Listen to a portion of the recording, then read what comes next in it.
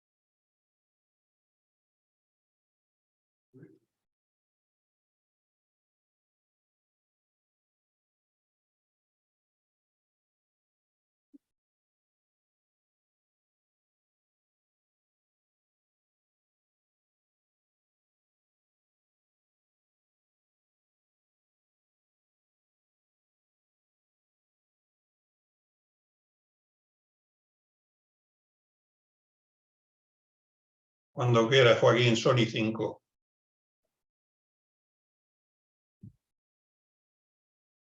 Vale. Pues vamos a dar comienzo a la conferencia. Bueno, en primer lugar, darle a ustedes, a todos ustedes, las gracias por su asistencia. Iniciar la conferencia sobre el instinto de perpetuación de las plantas. Bueno, las plantas, como ustedes saben, son seres vivos y como tales seres vivos, pues nacen, crecen, se reproducen y mueren. Respiran, como todos los seres vivos, porque toman oxígeno y desprenden carbónico y hacen una función más, puesto que no pueden alimentarse de otras sustancias, que es la función clorofílica, donde toman carbónico de la atmósfera y hacen la función fotosintética, la fotosíntesis, para alimentarse. La única diferencia fundamental de las plantas con los animales es que las plantas no pueden moverse, por tanto no pueden ir a hacer ciertas funciones y tienen que desarrollar mecanismos para hacer funciones que los animales hacen moviéndose de un sitio a otro.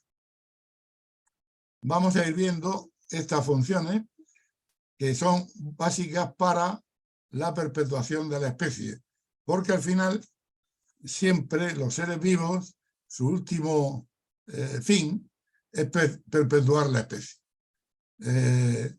Igual que las personas, las plantas intentan que su especie, la especie a la que pertenecen, se perpetúe en el tiempo y para ello desarrollan una serie de mecanismos que vamos a ver.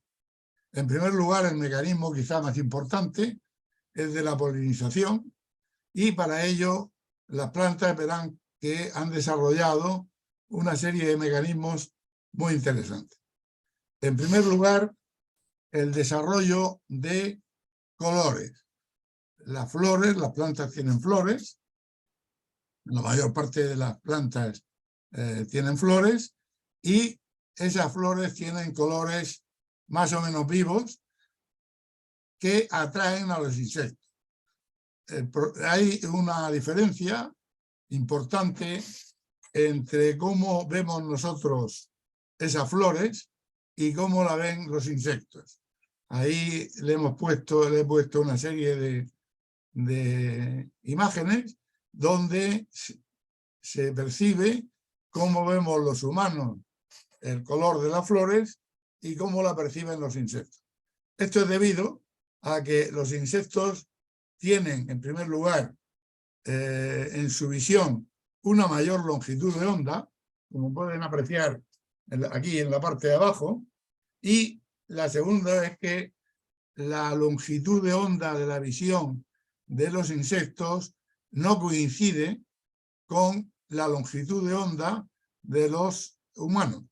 Por tanto, ellos ven como infrarrojos aquí y nosotros no podemos percibir. Bien. Las plantas utilizan, como hemos dicho, colores atractivos y atraen a insectos que no solamente son las abejas, que son las que tienen la fama, sino que hay otra serie de insectos polinizadores, como son los abejorros, las mariposas, los escarabajos, las cochinillas, etc. También hay otros animales polinizadores, como pueden ser los pájaros. Ahí tienen el ejemplo del colibrí.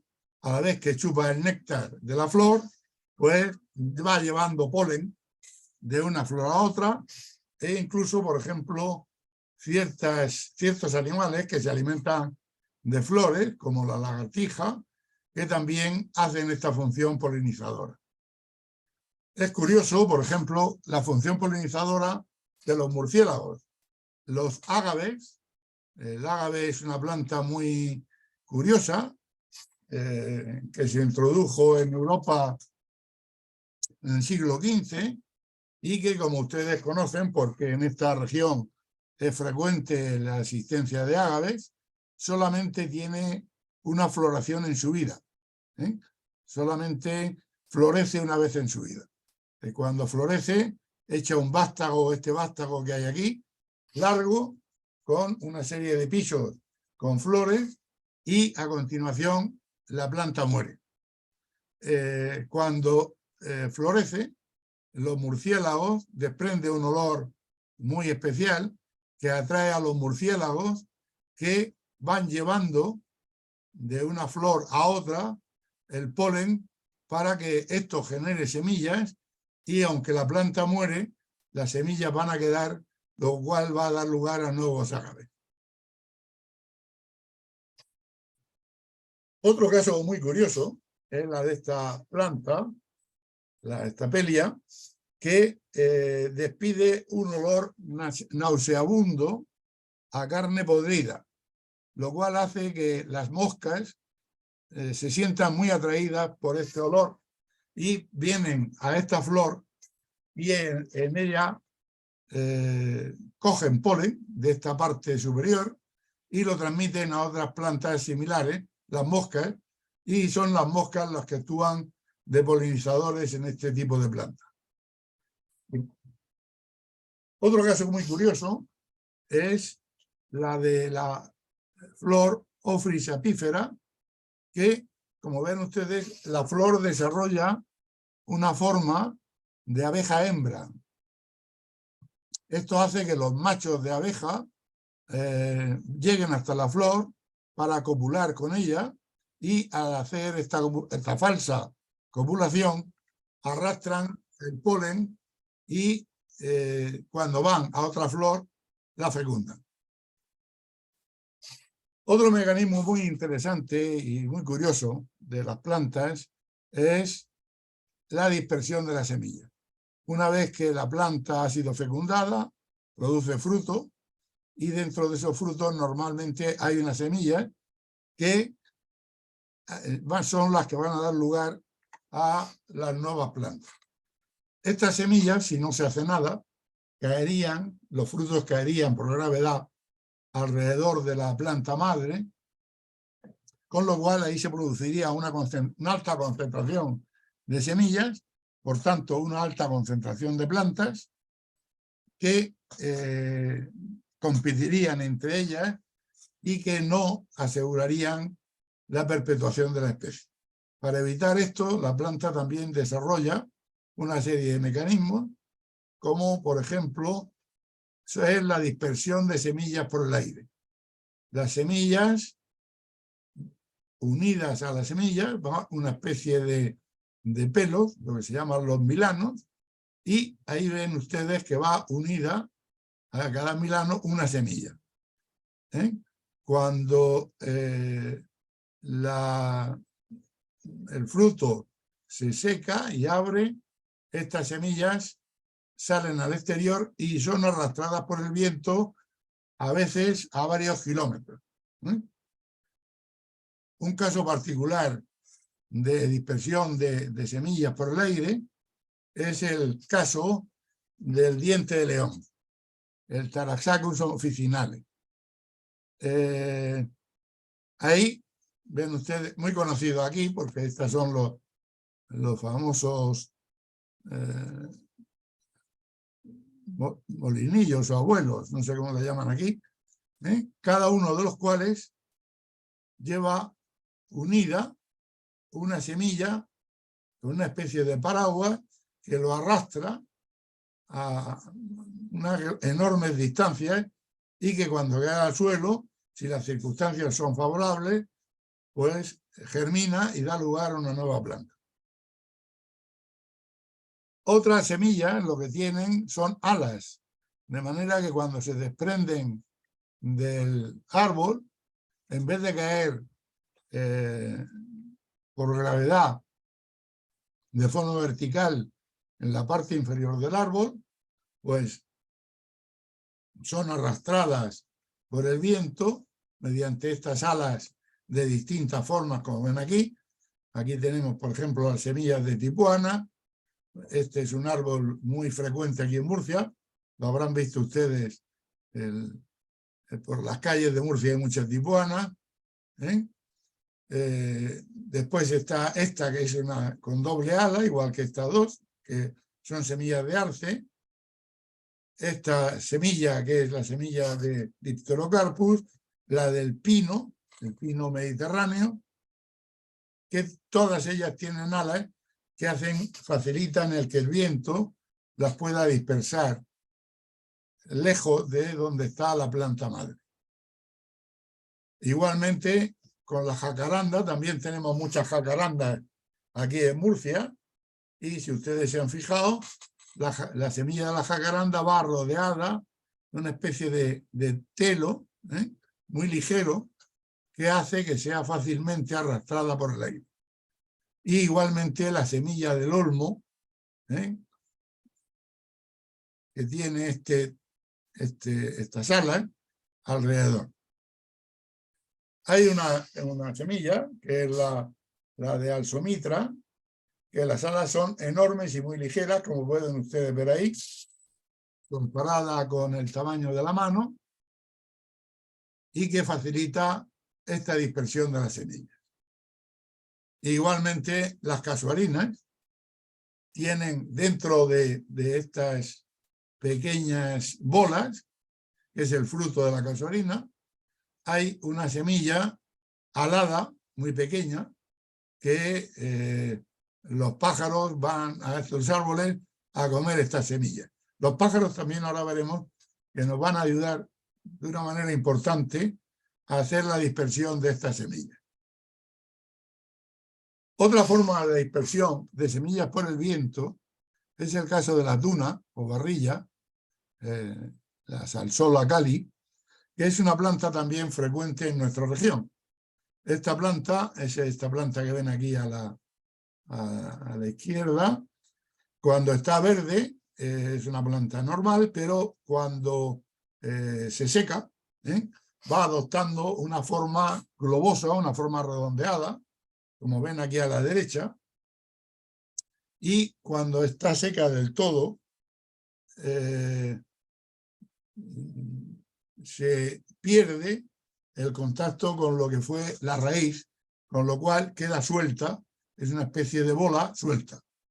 Cuando hace aire, el aire la arrastra y va dando vueltas, la arrastra por los terrenos, por los baldíos, y va dando vueltas. Son las típicas plantas que se ven en las películas de los desiertos y en las películas americanas, que van dando vueltas por los poblados americanos y van soltando durante todo ese camino que las va moviendo el viento hacia arriba y hacia abajo, van soltando sus semillas y haciendo esta dispersión. A veces las salsolas alcanzan dimensiones enormes. Aquí les pongo el ejemplo para que vean hasta qué tamaño pueden llegar estas plantas. Otro caso curioso de la dispersión de semillas por el viento es el de la amapola. Todas las papaveráceas, cuando están verdes, mantienen una especie de sombrerete, pero cuando ya maduran, cuando la cápsula está madura, entonces ese sombrerete se eleva y se separa, dejando una especie de ventanas, como ven ustedes aquí a la derecha.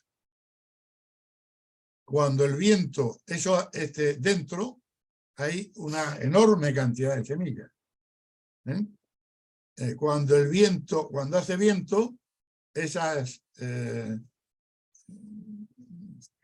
campanas de amapola, esos frutos de amapola, se mueven hacia un lado y hacia el otro, y a través de esas ventanas, como ven aquí, van expulsando semillas que se van alejando de la planta madre, a veces unos metros, otras veces unos centímetros, pero ya no caen a plomo alrededor de la planta madre. La amapola, como ustedes verán, saben, cuando coloniza los trigales, se expande muy rápidamente y da esas fotografías tan bonitas de color rojo en medio de los trigales que tanto enfadan a los agricultores. Otras veces la semilla la utilizan, en vez de utilizar el aire, utilizan el agua. Un ejemplo típico son los cocos que crecen cerca de las playas y de los mares. Cuando el coco está maduro, cae al agua y el mar lo arrastra hasta la orilla, hasta que llega a una zona de playa donde el coco se queda y ahí, una vez que encuentra condiciones favorables, se germina, dando lugar, como ven aquí, a una nueva planta. Otras veces son las semillas, como hemos visto anteriormente, que tienen alas, las que gracias a esas alas, si caen a un río, pueden navegar sobre las aguas del río hasta llegar a algún sitio donde haya un terreno favorable que les permita germinar. Los animales también ayudan a esta dispersión de las semillas, uno como la ardilla, por ejemplo, porque tiene la costumbre de coger frutos como la nuez, como otros frutos secos, y enterrarlos, esconderlos para comerlos más tarde. Algunos de esos frutos se le olvidan dónde los ha colocado y entonces germinan. Otras veces son, por ejemplo, el zorro, que come frutas, pero que aprovecha la pulpa de la fruta, pero no puede digerir las semillas. Igual sucede con el jabalí. Otro animal que entierra muchas semillas y que después esas semillas pueden germinar es la hormiga. La hormiga mete en el hormiguero muchas semillas enteras que no llega a consumir y que posteriormente pueden germinar. Aquí ven ustedes, por ejemplo, unas deyecciones de zorro, donde se ve perfectamente que hay semillas que están unidas aquí, y en este caso además la deyección del zorro favorece como abono el que estas semillas puedan germinar. Aquí ven otro caso de ahí. Otro caso, por ejemplo, que también contribuye a la dispersión de las semillas es el escarabajo pelotero. Como ustedes saben, cuando el escarabajo pelotero encuentra una deyección, lo que hace es hacer una bola con ella y arrastrarla de un sitio a otro. Ese traslado de las deyecciones de un sitio a otro también favorecen la dispersión de las semillas. Los pájaros también es una fuente, como les decía antes, importante de dispersión de semillas, puesto que comen los frutos y a veces ellos no son capaces de digerir la semilla y en sus defecaciones arrojan. Otras veces simplemente llevan el fruto en el pico y este fruto después se les cae y vuelven a por otro, pero donde ha caído el fruto se ha dispersado ya la semilla. Bien. Bueno, esta fotografía lo que demuestra es que mucho antes de que el hombre inventara el velcro, ya lo había inventado la naturaleza. El principio de funcionamiento del velcro, que tienen ustedes aquí abajo, lo había inventado la naturaleza creando una serie de semillas con ganchos que se pueden adherir muy fácilmente a cualquier cosa que pase cerca de ella y que pueda servir de sostén. Como ven ustedes aquí, esta es la misma planta anterior, aquí la ven con todos sus ganchos, y aquí ven pues un caso de un perro que ha pasado cerca de estas plantas y que se ha llenado de semillas y que entonces va a ser él el que haga de dispersador. Esta es una fotografía de ahí donde se ve el pelo del perro y las semillas agarradas al pelo del perro. A veces los perros pasan cerca de estas plantas, a veces también los humanos, los pantalones de las personas que pasamos cerca de estas plantas, también nosotros contribuimos, los humanos, a dispersar estas semillas. Un caso típico aquí en la región es lo que se conoce como cerriche, que ustedes recordarán que se pega muy fácilmente a los pantalones y a los calcetines. Otro caso curioso es el melocactus. En este caso es un cactus que crea una flor en la parte superior, muy vistosa, muy bonita, y después esa flor crea unas semillas que son enormemente pegajosas. Cualquier animal que pase cerca de esta flor o que se arrime a ella, esta semilla va a quedar pegada, va a quedar pegada a este animal que va a hacer de dispersador de esta semilla. A veces no hace falta que haya ninguna otra función, ningún otro agente dispersador, porque la propia planta ha creado su propio sistema de dispersión. Es el caso del conocido como pepinillo del diablo, planta también muy frecuente en nuestra región, que es una planta rastrera que cuando echa una especie de fruto inclinado, como ven aquí, y cuando está maduro, este fruto se llena de líquido y de semillas, como ven aquí en la parte inferior. Cuando el fruto está maduro, cualquier leve contacto del fruto con un animal, con cualquier roce con la propia planta, etcétera, etcétera, hace que el fruto se desprenda aquí arriba de su sujeción a la planta, de su pedúnculo, y expulse con una gran fuerza, como ven aquí, las semillas que lleva dentro, que salen a gran velocidad y a gran distancia.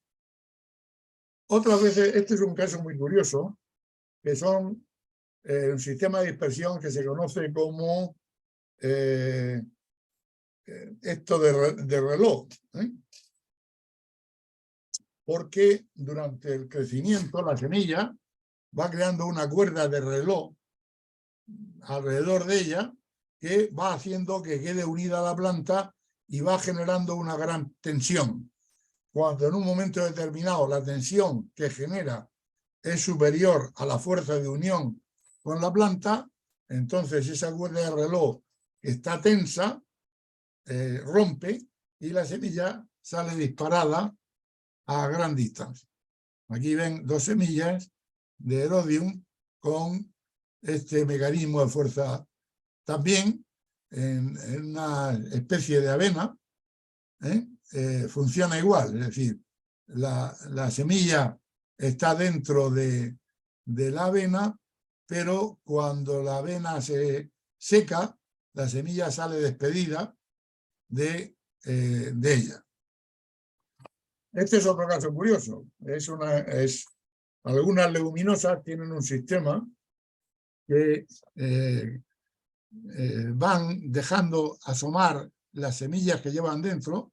Esta es una leguminosa como el guisante, como el haba, y abren por un lateral y cuando las semillas se quedan dentro, pero a medida que la parte, la envoltura de la semilla de la leguminosa se va secando, va apretando, va presionando lateralmente a los 2 lados sobre la semilla hasta que esta presión hace que esta semilla, que es redondeada, salga expulsada a gran velocidad.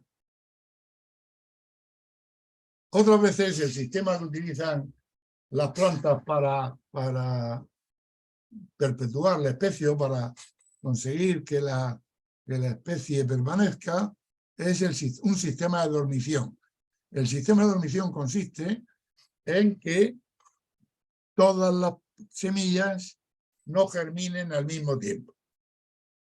Si ustedes ponen, por ejemplo, semillas de naranjo o de limonero a germinar, verán que al cabo de un cierto tiempo, de unos cuantos días, hay unas semillas que han germinado perfectamente, pero hay otras que siguen sin germinar. Si van apartando las que germinan, verán que cada cierto tiempo siguen germinando una serie de ellas. ¿Esto por qué?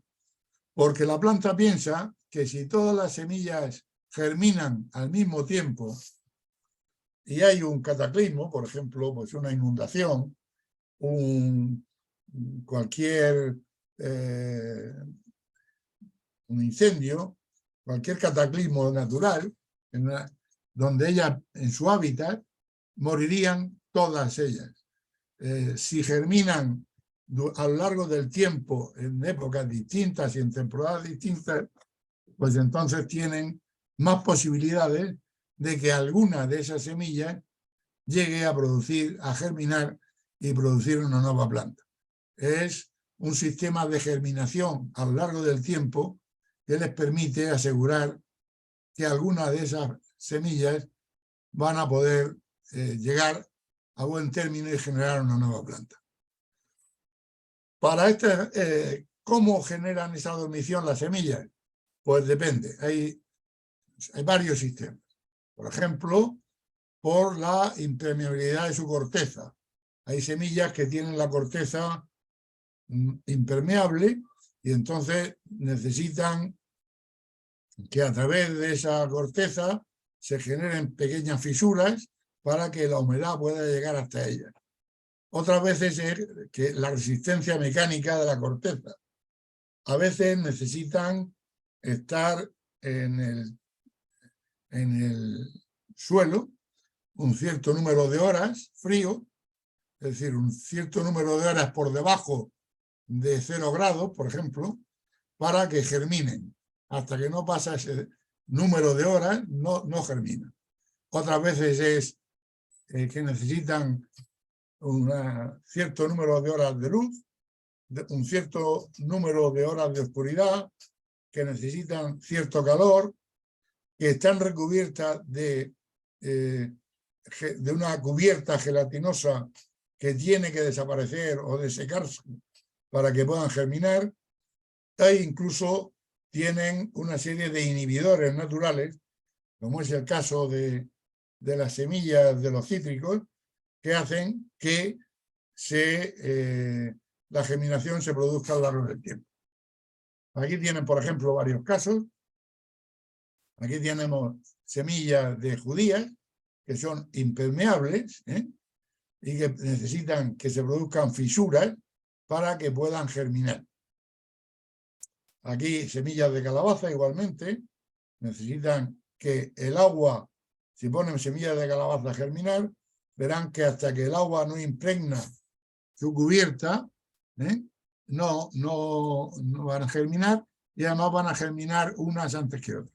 El caso que les contaba antes de las semillas de los cítricos, la aceituna necesita que esta cubierta protectora, que es lo que normalmente nosotros nos comemos, desaparezca, y que después esta parte leñosa que hay en el interior se agriete por un sistema o por otro, bien por sol, por una parte mecánica, etc. Los higos es igualmente otro sistema. En el higo ustedes saben que el fruto del higo no es el higo, sino estos pequeños puntitos que ven ustedes aquí. Cada uno de estos pequeños puntitos que hay aquí, ese es el fruto. Y dentro del fruto está la semilla. Estas semillas están unidas por una especie de vástago carnoso a la parte interior del higo. El higo es una infrutescencia, o sea, realmente cuando uno se come un higo está comiendo miles de frutos, porque cada uno de estos puntitos es la infrutescencia. Como les decía otras veces, el sistema es la resistencia mecánica de la corteza. Es el caso de la almendra, de la nuez o de la avellana. En el caso de la granada, aquí tenemos un grano. Esta cubierta carnosa que rodea la semilla, esta es la que rodea esta semilla, es la que impide hasta que esta parte no se seca, no desaparece, no puede germinar. Otras veces lo que hace la planta es que genera, aparte de los frutos y las semillas, genera unos órganos de reserva subterráneos que hacen que, aunque la planta muera, esos órganos permitan que germine una nueva planta o unas nuevas plantas en el año siguiente. Como ejemplos tenemos pues, el caso de los tubérculos, como es la patata, de los bulbos, como es la cebolla o el tulipán, de los rizomas, como son los lirios, o de la fabricación de estolones, como es el caso de la fresa. Vamos a ver aquí la patata. Ustedes, el fruto de la patata no es la patata que nos comemos. El fruto de la patata, lo ven ustedes aquí, son como unos pequeños, esta es la flor, y produce un fruto que es como un pequeño tomate verde, donde ven ustedes aquí dentro perfectamente la semilla. Sin embargo, la patata produce en el subsuelo, la planta de la patata produce en el subsuelo unos tubérculos que quedan ahí y que al año siguiente van a dar lugar a nuevas plantas. Y que es, de hecho, la patata, como ustedes bien saben, porque esta es una región productora de patata, no se siembra poniendo estas semillas, sino partiendo estos tubérculos en trozos, de manera que en cada trozo haya por lo menos una yema que haga que se reproduzca una nueva planta al año siguiente. Aquí tenemos un caso de bulbo, por ejemplo la cebolla. Igualmente, la planta de la cebolla crea su propia flor y sus propias semillas, pero estos bulbos, si se siembran al año siguiente, dan nuevas plantas de cebolla. Aquí tenemos los rizomas, Es el caso, por ejemplo, de los lirios, como ven aquí. Es el caso de las cañas, muy típico en esta zona alrededor de los ríos y de los brazales de agua, donde estos rizomas son subterráneos y donde haya una yema crecerá, dará lugar, como ven aquí, a una nueva planta. Y los estolones, que la planta produce un vástago que produce plantitas. Cuando este vástago toca el suelo, esto enraiza y produce una nueva planta de fresa. Igualmente, en las llamadas cintas, una planta frecuente de interior, una planta doméstica, emiten igualmente unos vástagos con pequeñas plantas que, si llegan a tocar el suelo, enraizan y dan lugar a una nueva planta. Hay una cosa curiosa, y es que si estas plantas, estos se corta, antes de que enraice, estas pequeñas plantitas no enraizan. Aquí tenemos un caso típico de rizoma en nuestra región, que es la llamada grama. Es una pesadilla para los agricultores porque se reproduce enormemente. Bien, un caso curioso también, y lo traigo como curiosidad, es el caso del cacahuete. La planta del cacahuete produce sus flores, pero sin embargo después la flor no crea el fruto dentro de la flor, sino que la flor produce, como ven aquí, un vástago, un tallo largo, que se conoce con el nombre de ginóforo o ginóforo, que se entierra bajo tierra. Y ahí es donde se produce el fruto, el fruto es la parte de fuera del cacahuete y la semilla del cacahuete, que es la que nos comemos. Cuando esta planta se arranca, como ven aquí se ven perfectamente, si arrancamos la planta, se ven los cacahuetes, que es el fruto, como repito, dentro de los cuales está la semilla.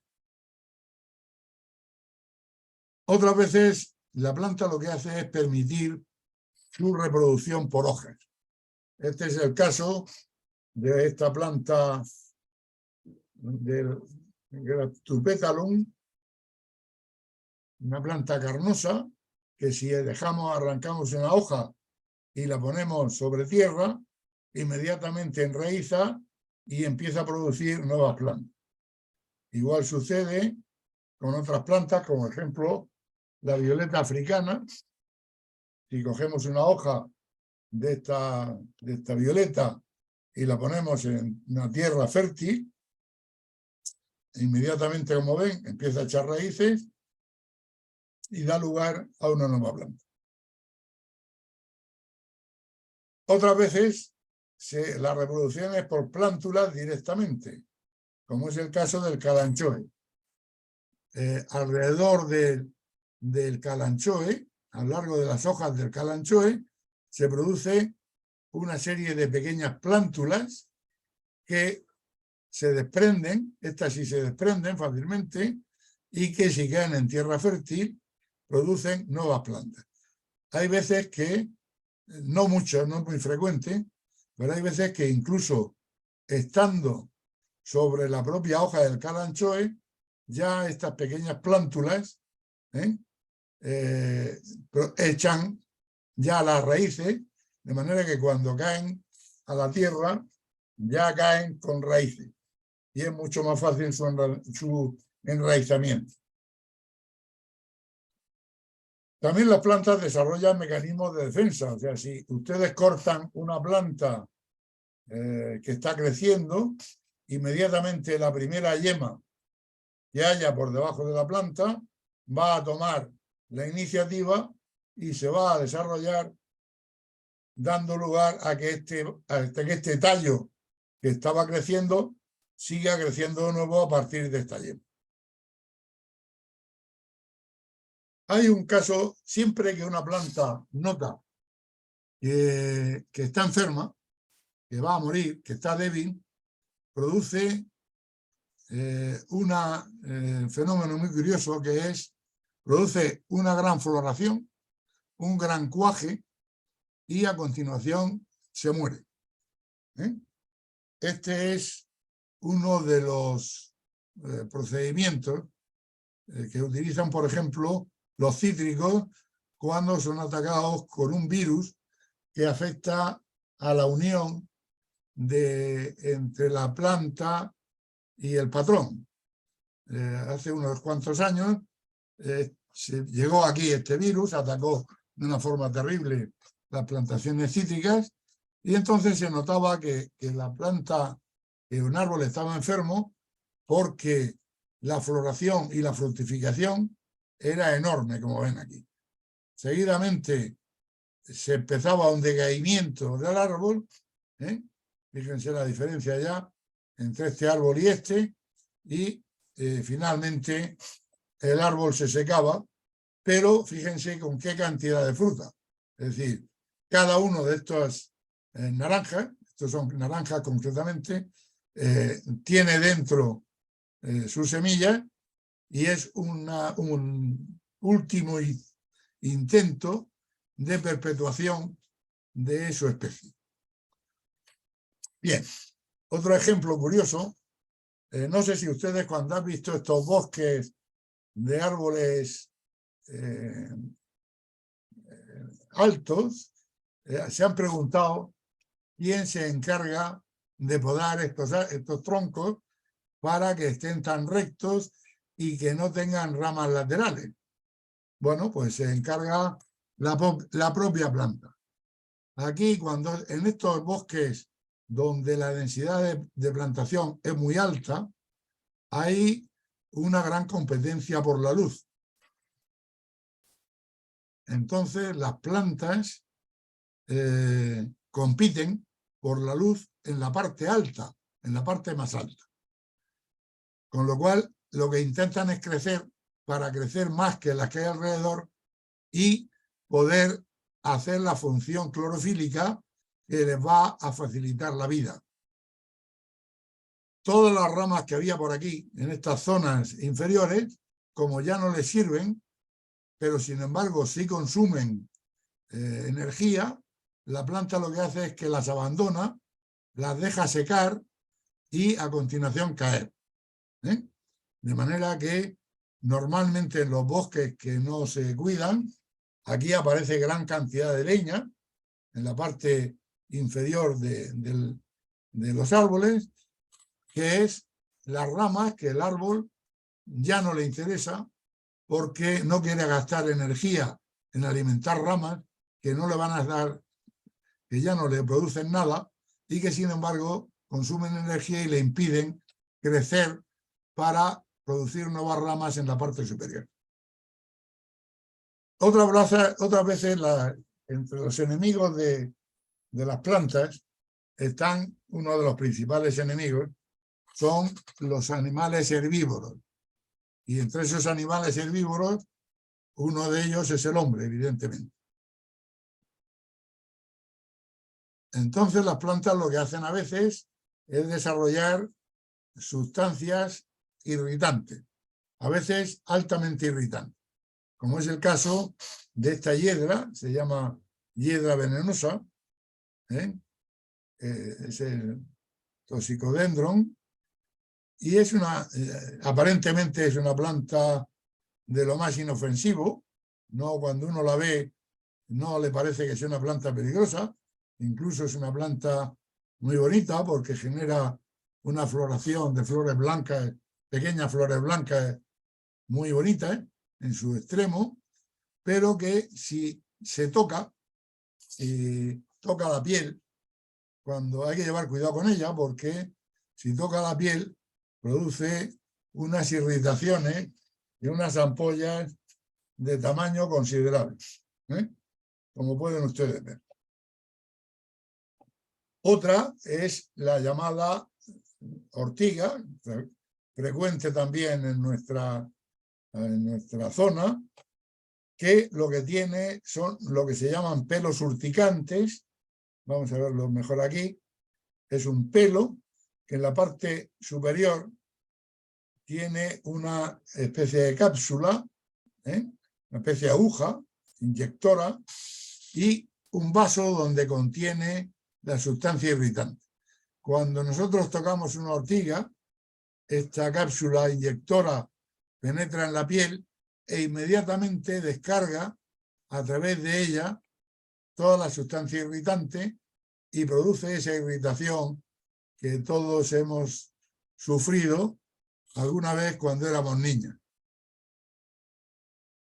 Otras veces la planta se defiende contra los herbívoros pues creando espinas, de manera que los herbívoros solo viendo las espinas pues no les apetezca mucho acercarse a mordisquear la planta. Después veremos que a pesar de las espinas, algunas especies sí se acercan a comerse las plantas. Para ello las plantas tienen otra solución. Aquí tenemos el caso de la coricia. Este es un árbol con espinas a lo largo de su tronco, o la acacia, que desarrolla unas enormes espinas.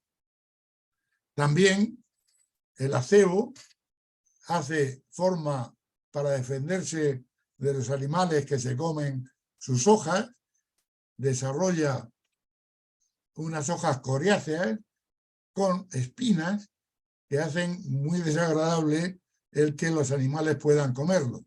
Sin embargo, por el contrario, hace a sus frutos, les da un bonito color rojo, de manera que sean atractivos para las aves que vengan a llevárselos y por tanto dispersar sus semillas.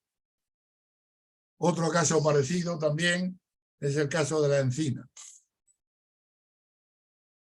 donde también aparecen unas hojas coriáceas duras, difíciles de comer y difíciles de digerir.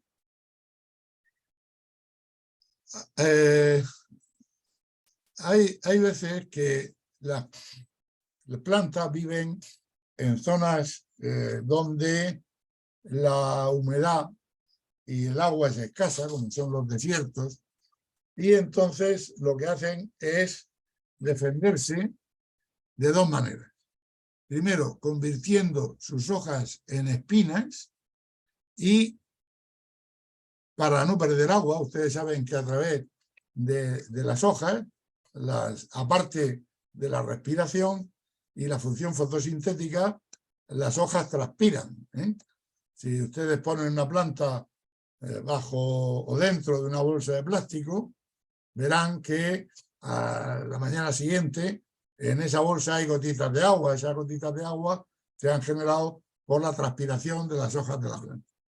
Cuando hay poca agua, la planta lo primero que no quiere es que esas hojas transpiren y poco a poco las va convirtiendo en espinas.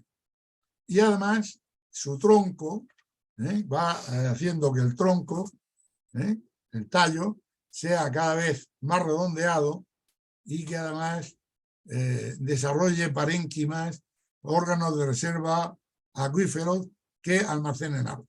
Es el caso de los cactus. Los cactus tenemos aquí que han desarrollado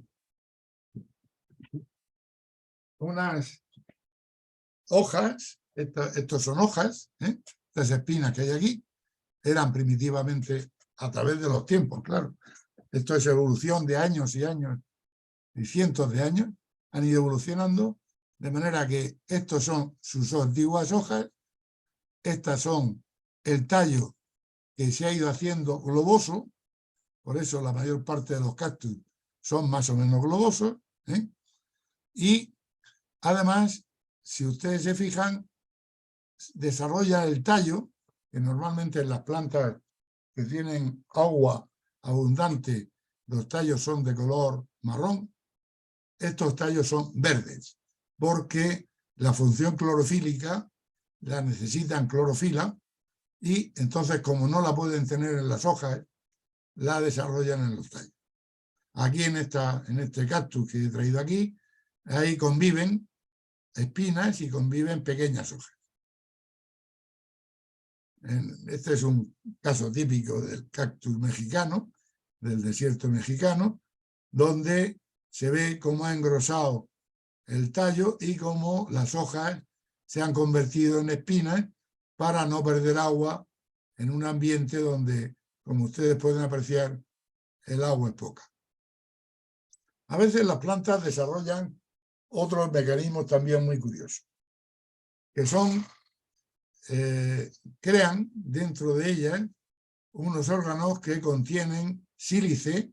La sílice es el silicio, es la arena, y oxalato cálcico, que es una especie de sal de calcio difícil de masticar. Aquí ven una sílice en tallos, las gramíneas, muchas gramíneas desarrollan estos tallos de sílice, y algunas plantas de estas también desarrollan. ¿En qué se basa? Pues se basa en que cuando llegan los herbívoros e intentan comerse estas plantas, esos pequeños granos de arena que tiene la planta le van limando los dientes, y cada vez los dientes se le van haciendo más pequeños. Con lo cual los animales renuncian a comer estas plantas, porque aparte de que no es agradable andar masticando arena, como ustedes conocen, cuando a veces nos encontramos granos de arena en almejas o en navajas o etcétera, aparte de eso, los dientes se van consumiendo. Por tanto, estas plantas de este modo se protegen para no ser consumidas por ciertos tipos de herbívoros. Hay algunos tipos de herbívoros que a su vez se han aclimatado a este tipo de plantas y hacen que los dientes le vayan creciendo. Es decir, son ciertos tipos de animales que los dientes le van creciendo con el tiempo, con lo cual, aunque coman estas plantas, no tienen mayor problema, porque aunque los dientes se les desgasten, le van a seguir creciendo. Otro caso curioso es el caso de la emisión de compuestos volátiles. Cuando una planta nota que un insecto ha llegado a ella y ha empezado a comerla, es capaz de emitir una serie de compuestos orgánicos volátiles que atraen a ciertos insectos. Estos insectos, atraídos por estos compuestos volátiles de la planta, llegan ahí, detectan al insecto, la oruga que iba a comerse a la planta, y ponen los huevos sobre ella y generan una serie de larvas que acaban matando al invasor de la planta, como ven ustedes ahí. Y no solamente eso, sino que estos compuestos volátiles alertan a otras plantas de que este insecto está allí, para que estas plantas a su vez estén prevenidas. A veces se producen ciertas simbiosis muy curiosas entre las plantas y otros animales. Por ejemplo, es el caso de las mimosas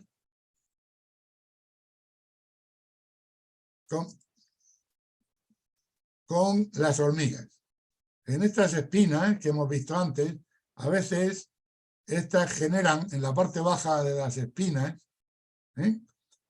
se generan una amplitud hueca que las hormigas colonizan, es decir, hacen un pequeño agujero y las utilizan para criar dentro de la planta.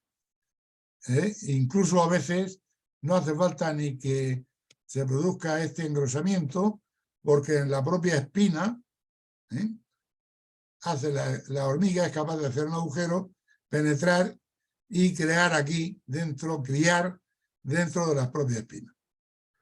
Aquí se produce una simbiosis curiosa, y es que cuando las jirafas, por ejemplo, van a comer estas plantas, la jirafa tolera perfectamente las espinas, porque la lengua de la jirafa es una lengua endurecida que estas espinas enormes no le molestan.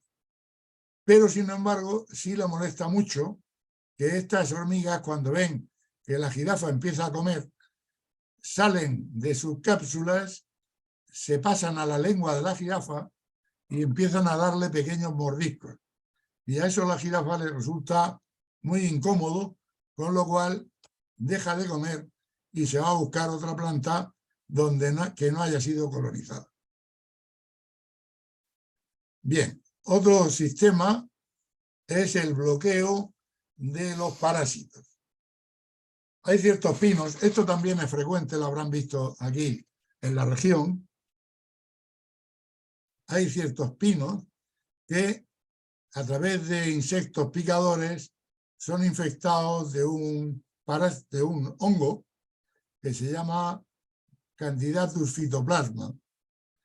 Cuando el pino nota que ha sido infectado, que una rama ha sido infectada por ese parásito, por ese microorganismo, lo que hace es que inmediatamente no deja que ese microorganismo avance hacia el pino, sino que lo bloquea y empieza a crear aquí, dedica todo su esfuerzo a crear aquí un enorme crecimiento muy denso de hojas y ramas, que origina una especie de bola de gran volumen y peso, que acaba rompiendo esta rama por esta zona y esta escoba cae al suelo y el pino se libera de este fitoplasma que lo había invadido. Otras veces lo que utiliza la planta son ciertos engaños. Por ejemplo, la begonia maculata lo que hace es desarrolla una serie de de manchas que parece que está enferma, con lo cual ciertos animales que van a comerla, al ver estas manchas, creen que esa planta no está en buenas condiciones o que tiene microorganismos y dejan de comerla. Está invadida por otros insectos. Es el mismo caso que sucede con esta planta que es la Caladium, que genera, fíjense, no sé si alguno de ustedes ha visto alguna vez las heridas que deja una oruga que se llama minador de hojas, en las hojas, por ejemplo, de los limoneros o los naranjos. Pues esta planta lo imita perfectamente para evitar que ciertos animales que van a comer las hojas, al ver que está invadida por insectos, coman estas hojas. Y a veces lo que utilizan es la intimidación.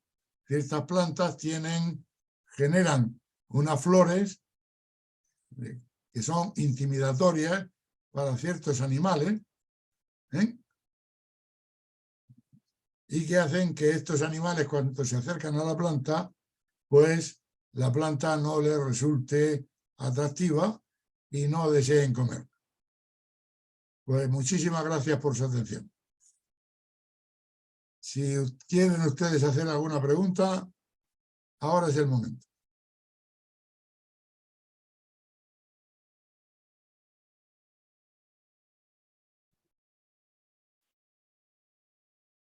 Pueden hacerlo pulsando el botón de reacciones que tienen abajo en su pantalla de Zoom y seleccionando la opción levantar la mano.